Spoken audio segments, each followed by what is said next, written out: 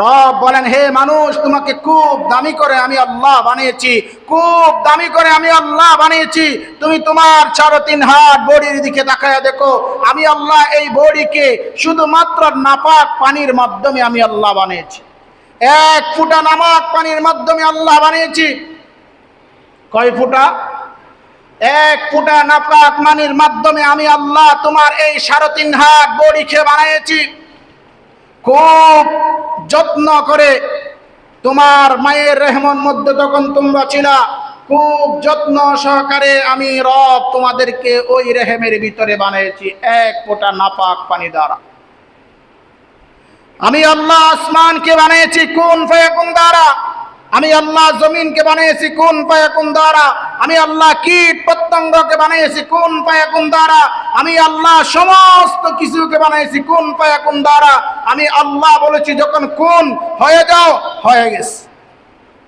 কিন্তু আমি আল্লাহ তোমাকে বানানোর জন্য সময় লাগিয়েছি, তোমাকে বানানোর জন্য সময় লাগিয়েছি, তোমার পিছনে ফেরেশতা লাগিয়েছি, ফেরেশতা লাগিয়েছি, তোমার পিছনে ফেরেশতা লাগিয়েছি।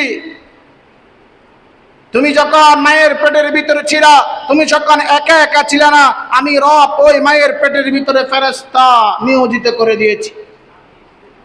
তুমি যখন আস্তে আস্তে বড় হইলা, তুমি যখন আমার কুদরতি হাতে আস্তে আস্তে বড় হইলা, যখন রূহ দেব, ওই ফেরেশতা আমার কাছে যাইয়া বলে, হে আমার রব, যেই রূহটা তুমি দিবা, এই রূহটা কি বদকারের রূহ হবে নাকি নেককারের রূহ হবে?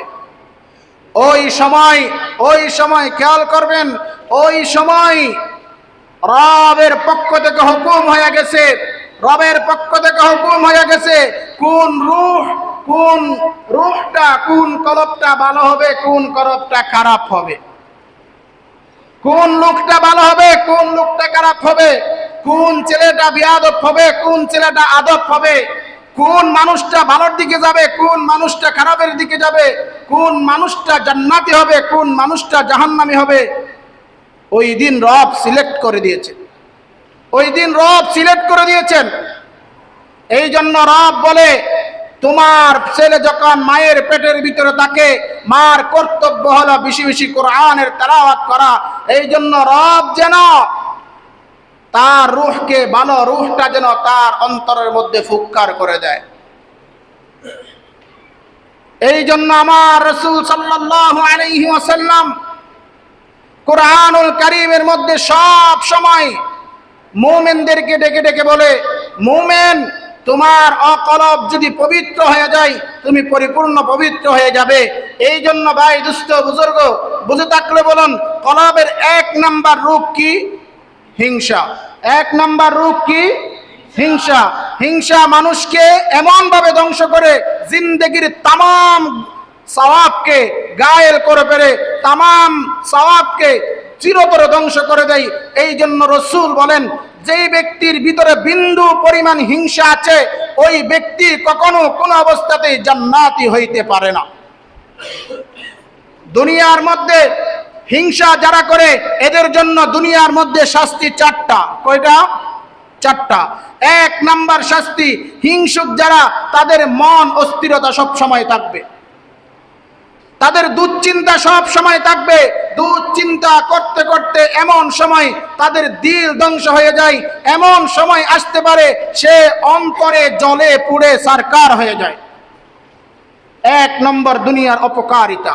2 নম্বর, হিংসা যারা করে, আল্লাহ জাল্লা শানুহু আম্মা নালুহুর দরবারে তার কোনো আমল কবুল হয় না।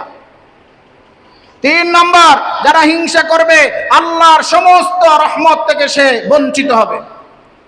4 নম্বর, যারা হিংসা করবে, আল্লাহ জাল্লা শানুহু আম্মা নালুহু তার রহমতের দরজা বন্ধ করে দেবেন।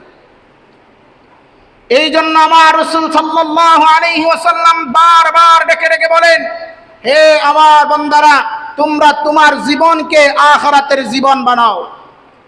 তোমরা তোমার জীবনকে একটু চিন্তা করো, আল্লাহ তোমাকে কতটুকু পছন্দ করেন। কারো দোষ ত্রুটি তালাশ করতে চাইও না, নিজের দোষ ত্রুটি আগে তালাশ করো। আমার ভিতরে কতটুকু দোষ আছে, আমি কতটুকু অপরাধী, আমি কতটুকু অপরাধী। বাংলাদেশের মধ্যে একজন বড় আলেম, ওই আলেমের নাম